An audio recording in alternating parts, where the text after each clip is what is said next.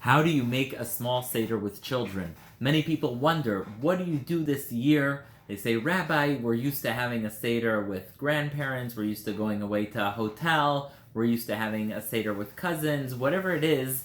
How do you make a Seder this year with COVID-19 when people are in social distancing mode, they're home with the small nuclear family, and they want to know how to run a small Seder, yet engaging, keep the kids interested throughout the Seder, despite the fact that it's not the usual setting. You don't have the usual person running the Seder, you don't have the grandparent running the Seder. What do you do this year? So we're going to go through the different steps and give some ideas, and if you have any questions, comments, suggestions, feel free to leave them in the video description. So first, most important, fundamental way of approaching this is three things you should have in mind throughout the Seder.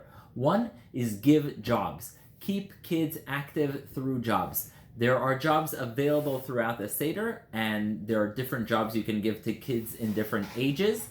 But make sure you give jobs throughout the Seder, and I'll mention this theme throughout. Second of all is ask questions. Do not expect answers. Don't ask a question in a way that you're able to answer. Ask a question and really just wait for an answer. It may take a few seconds, but let the kids know ahead of time you're counting on them. This is also true beforehand. Let them know a week in advance, which would be now. I expect from you, I'm counting on you, we need your help to run this Seder. So ask questions. And last but not least is expect actions. So expect the kids to take action. And again, we'll explain how this happens in every part of the Seder, but those are the three principles. Give jobs, ask questions, and expect action. And we'll see how this goes. So in terms of preparing for the Seder, I always remember my mother would put in a great deal of work to prepare for the Seder, and we knew that we were expected to deliver. So we knew that during the Seder we would be expected to explain and share ideas and be active. So let kids know, not in any threatening, intimidating, uncomfortable way, but let them know that you are expecting them on Passover to shine. You are expecting from them to really be the leaders, and that can go a long way. So make sure the kids know that they are expected to come with something to the table. Second of all, another thing that you can let kids know, besides for preparing a Dvar Torah, a thought, letting you know what to do in each part of the Seder, some people do trivia cards. So you can tell the kids, listen, 4 days before the Seder, I want you guys to have trivia cards and ask different questions and spread them out throughout the Seder. The next thing you can also expect kids to put on these cards is to have jokes. There are certain jokes you can, puns or whatever it is. I'm going to have a few links in the video description for jokes that kids can say during the Seder that keep the Seder going. And let them know about these things. Some people go crazy and they have a pajama party for the Seder and art projects, but really this is geared at keeping a more traditional, more structured, around the table Seder. We will have room for activities, but this is for more of an organized setting where both children and adults feel comfortable at the Seder. So once the kids know that they have to prepare a Dvar Torah, need to know how to lead the Seder, what to do at every part, and perhaps prepare trivia questions, place cards, arts and crafts. There's all kinds of things you can ask them to come up with. Arts and crafts, by the way, are a great idea for this year because a lot of times people like buying little frogs and stuff on Oriental trading and toy stores to decorate their Seder. This year is your opportunity to ask your kids a week or two ahead, can you make some arts and crafts for the Seder? Can you make a Seder plate? Can you make something from what we have in the house? Get creative. This is the year to ask kids to be more involved. All right, so we're going to start with the Seder, and again, everything in mind here is to make sure that kids remain engaged. This again can be broken up by age, so you don't want to be doing the same thing for different ages. So if you have a 5-year-old, you can ask them to create a picture. If you have a 10-year-old, you're going to be asking them for riddles. And if you have a 13, 14-year-old, you may want to ask them for really thoughtful Dvar Torahs and insights into the Seder. Quickly go through the things. So we start with Kaddish. You're going to be around the table. You're going to ask them what we do now. You're going to expect to hear from them all about Kaddish. They're going to have to tell you that we're going to make Kiddush, and we're going to make a Shechianu, and that this is the first of the 4 cups of the Seder night. It's customary for everyone to pour a cup for someone else. So this is the time, again, to ask kids, give them jobs, ask everyone, well, who are you going to be pouring for? Tonight we're like kings and queens, so who are you going to be pouring a cup for? Kids need to know that they're pouring for others, and they need to know their job. By the way, please resist the temptation of getting everything at the beginning of the Seder. Sometimes people are anxious to get out all their Dvar Torahs out at the beginning. Don't worry, it's a long night, there's a lot out there, and so you're going to have time, and even beginning of Magid, just let everyone know they can hold their horses a bit, just spread it out. There's a lot going on this night. So Kaddish, everyone's pouring for one another. Some people have the custom of everyone saying the Kiddush together. Even better, it gets the kids engaged. Make sure they're all holding their cups and saying the Kiddush. Again, you're asking them to take actions. You've given them a job. You've given them the job of pouring for each other. The parents don't even need to pour anything tonight. Let the kids do that. Give them the job and acknowledge them for it. Make a Shechianu. Before you do the actual Kiddush, you're going to be asking them, is there anything we're going to be doing different, drinking the cups tonight? And they're going to have to explain to you that it's reclining. Some kids beforehand have the job of bringing pillows to the table so everyone can recline. The more the merrier, the more jobs they have, the better off everyone is. You have Kaddish next. You ask them afterwards, Orchatz, what do you do for Orchatz? They're going to have to explain. I know you know that Orchatz is when you wash your hands without a bracha, but have your mind blown. Think about what they're saying, listen to it, ask them why. Why are we washing our hands? Why without a bracha? Why are we doing everything? Why the vegetable? Why the salt water? A lot of them know that the salt water is about the tears of the Jews in Egypt, but your 5-year-old may have a different explanation than your 12-year-old. So just keep that in mind and expect more answers. So you have Kaddish, Orchatz, you're asking them questions. Some families have the custom that the kids bring the washing cup to the table and wash the parents' hands at the table. If they have that job, great. If someone has the job of getting the towels, this year, if you want to use Purell or something in between just to make sure everyone has their hands clean, make sure someone does that. That is for Orchatz. Karpas, someone's going to make ha'adama. They can each make, or you can make, but you're going to ask them before the washing. How do we eat it? Do we eat it reclining? Do we not eat it reclining? What does it remind us of? And if any of them have a thought to share, fine. If not, really don't worry. This night is very long, and there is so much more for them to be sharing, so worry not. Yachatz. Again, really exciting thing, breaking of the matzah. You're going to ask them, what is yachatz? Why do we do it? Which matzah do we break? What do you do with each half of the matzah? You're going to ask them which half is the bigger half. You're going to show them. You're going to maybe even get one of the kids, give them the job of breaking the matzah. Ask who's going to be the best at breaking it to 2 almost equally sized pieces of matzah. Get them excited, give them jobs, ask them to determine which matzah was bigger. Then you have obviously a custom that was designed since time immemorial to keep the kids engaged, the afikomen. You're going to let them know you're hiding the afikomen, but maybe sneak it away. They're going to be looking at you, so just make sure you keep things exciting and keep things moving fast.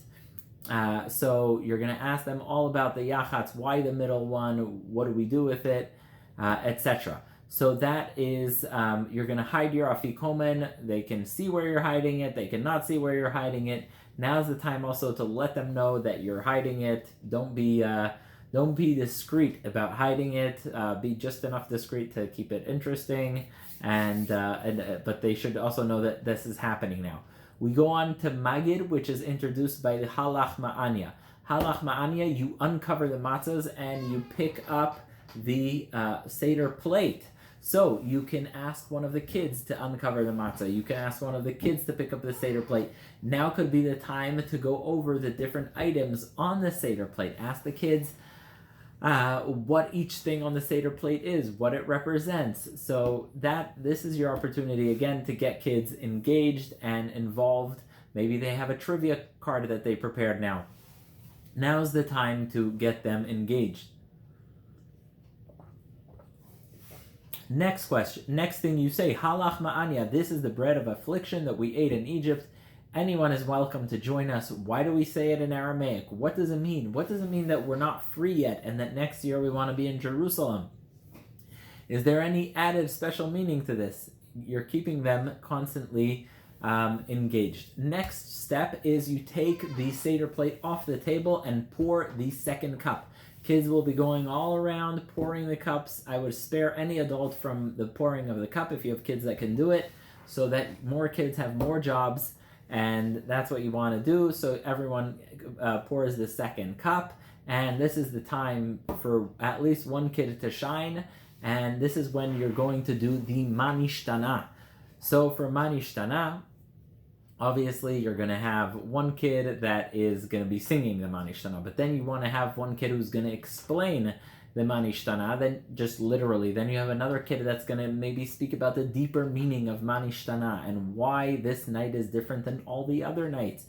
Get the other kids involved. Make sure that everyone's involved and that no one's forgotten. You may want this year to have one kid to do 2 questions of the manishtana, another kid to do another 2 questions of the manishtana. Keep everyone engaged and give everyone a part. Now, at this point, you put the Seder plate back on the table and everyone sees the matzahs. The matzahs are uncovered, and often people sing this part, Avadim Hayinu Leparo B'Mitzrayim. You know, my great-grandfather had a beautiful custom that a lot of Jews in Europe used to have. They used to pour some water on the floor, obviously if it doesn't cause too much of a mess, and they used to put these pillowcases on their back, and they used to demonstrate how, with all the kids, how they would cross the sea. So in Avadim Hayinu, you may want to have a part where everyone... Again, you want to keep it with proper decorum and adult-friendly as well, but now may be the time to act out Avadim Hayinu. Maybe it's the time to ask a kid what it means to be a slave, what that's like, and you may ask them to put a skit. It can be spontaneous, it can be prepared. What did it look like to be a slave in Egypt? And, you know, a skit of them working hard in the field. That's something that would keep people engaged. You say, Avadim Hayinu. Then you have the story about the rabbis. Again, if there's a part that the kids don't feel that they know a great deal about, there's a part that they feel they don't have a Dvar Torah, don't worry. There's so much coming up. Just keep it moving. You have the story of Rabbi Eliezer and Bnei Brak. They were telling the story of Yetziat Mitzrayim the whole night.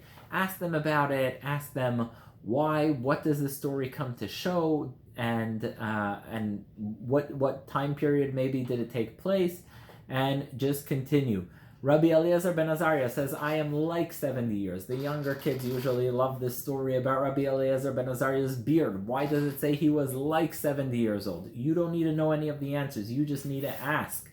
Why does it say that he was like 70 years old? What exactly is the meaning of his what he's stating about Yetziat Mitzrayim? What is the machloket for older kids? What's the machloket between Rabbi Eliezer ben Azariah and Chachamim?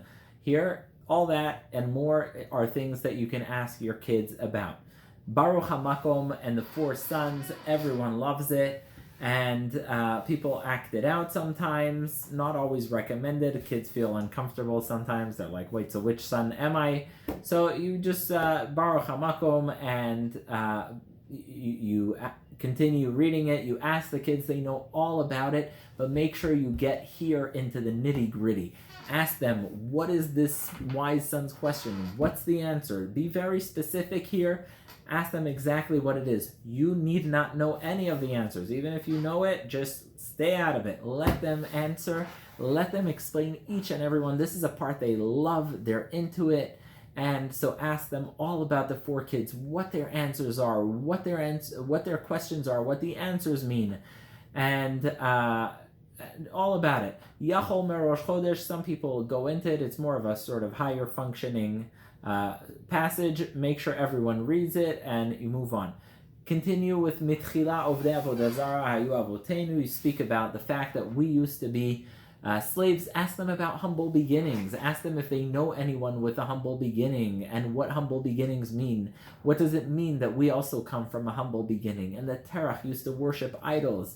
The younger ones also know all these stories about Avraham, etc. So you're going to ask them all about it, and you're going to read through the Haggadah. While you're reading, make sure if it's a long passage and they're not interested, read your audience and move on. Make sure everyone reads it.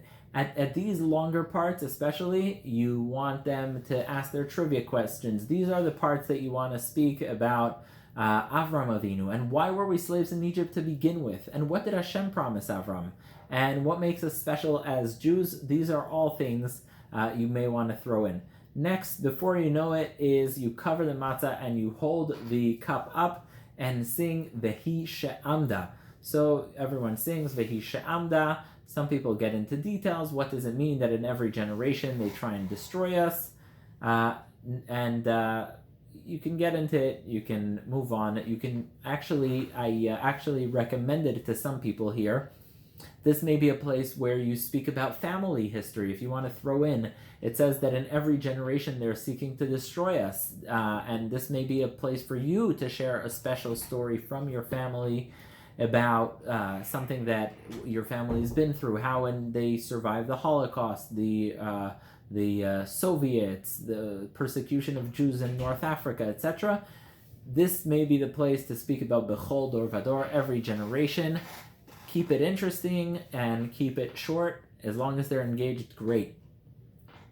Here is when you put the cup down, you show the matzahs, ask them a bit about Lavan, Tse Ulmad, you speak about Lavan, and here is where you speak about how life was in Egypt. You can ask them to do, again, you can ask them to do a skit, you can ask them to pull out their riddles, you can ask them to pull out their cards, their jokes, their trivia, what it meant for the Jews to be like in Egypt, how we went from being a family to being a nation, and what it was like to have slavery. One question that I ask kids is, what jobs are some people good at? So you can say someone's a construction worker, someone's a builder, and you can ask them, what kind of jobs did the Jews do in Egypt? Were the Egyptians considerate? Do you think they gave people the job they wanted? Really get into the details of what slavery was like. Here's the place to get into the nitty-gritty of what it was like for us to be slaves in Egypt, and Hashem answering our prayers. You can speak a bit about everything that the Jews have been through in terms of the firstborn being thrown into the water, and just the entire concept of slavery in Egypt. Again, there's Divrei Torah I can share here, but the idea is for them to share. So they may have something to say about Ani velo malach, God took us out, not an angel, and what it means that God himself did it, and the 10 plagues. And here is the part where we're coming close to the 10 plagues. At this point, if your audience sort of got lost with all the different readings, now is the time to catch them again. Why? Now you have the 10 plagues. This is the part where you're going to be taking a cup and taking out a drop for each one of the 10 plagues, and you can ask them what each plague was and do a 10 plagues trivia, and there can even be charades. What plague are they acting out? And this is also a place where you want to speak about the 10 plagues. They're all familiar with it, and this is really where you get them talking about the 10 plagues, and you also get them excited. They're taking out with with their finger, with a spoon, water, grape juice from their cup. Some Persian Jews have the custom here, or a bit later, where suddenly everyone throws scallions on each other. And some Jews have, different custom. They give out walnuts now. But always keep them excited and active. So here in the 10 plagues, there's a lot of stuff for them to be active at. And you can ask them. The next part gets a bit tedious. it may be that only the older kids will understand this. How many plagues, the different math calculations, was it 200 plagues, 250 plagues, Rabbi Yossi, Rabbi Eliezer? That could be a part that if they're very engaged, you do it. If not, you just read through it and continue. And last but not least, almost last, is the Dayenu. So you're going to do the Dayenu, you're going to sing it, get excited about it, ask everyone what it means that it would be enough for God to just take us out of Egypt but not give us the Torah, what would be enough for God to give us the man to eat but not give us our other needs. What does every part mean? Now's the part you're getting them excited for Dayenu. You may want at some point to even get up from the table and everyone dances around in a circle. You may want to save that for Hallel.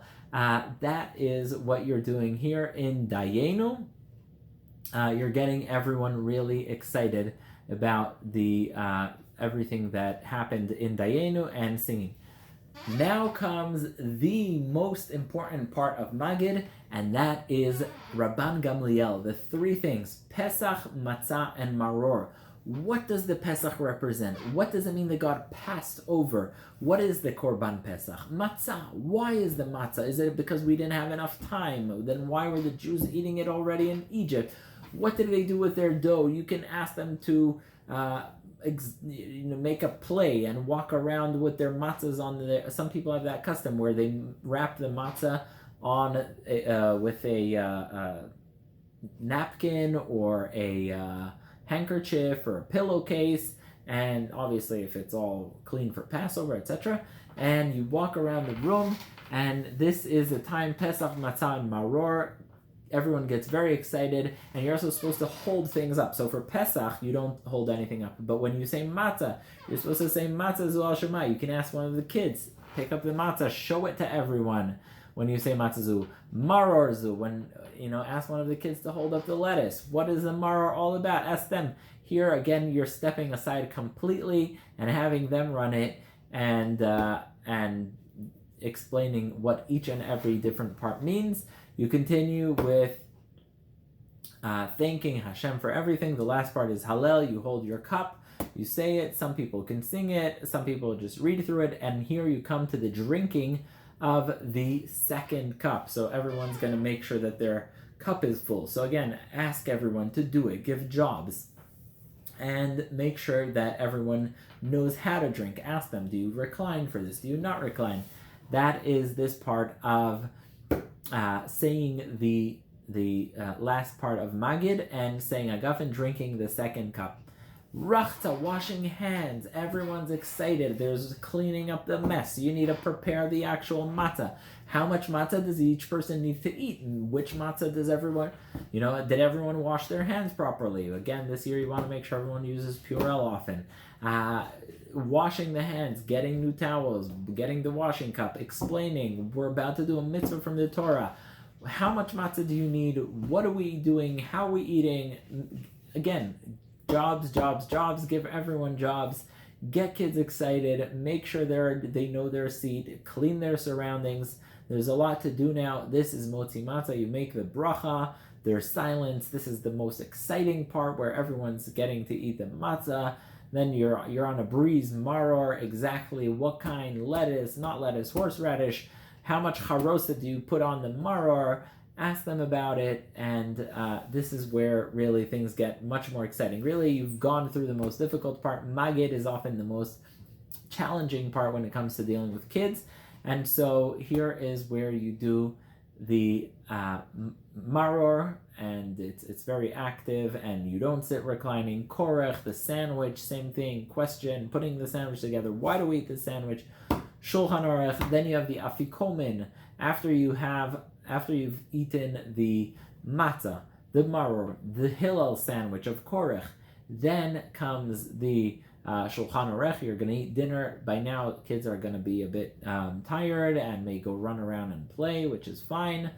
And you're going to call everyone back for once you finish dessert, and you go for tzafun, the afikomen. Some people negotiate here about the kids bringing back the afikomen. Some people take it, hide it from the kids. Sometimes the kids hide it from the adults. Whatever it is, you're going to do the afikomen and make sure everyone's engaged and everyone feels good. And Birkat Hamazon, you can sing together, you can not sing together, you can have them lead it. And Baruch Hallel Nirtza, then Haggadahs, but that's pretty much you've seen the main part. So I will put in the video description resources that have to do with running a Seder with kids, jokes, riddles, etc. And if you have any questions, comments, please let me know in the comment section. Thank you so much for listening. If you have any ideas for a video or anything that you want to hear from me, please let me know. I'd love to hear your feedback. Thank you.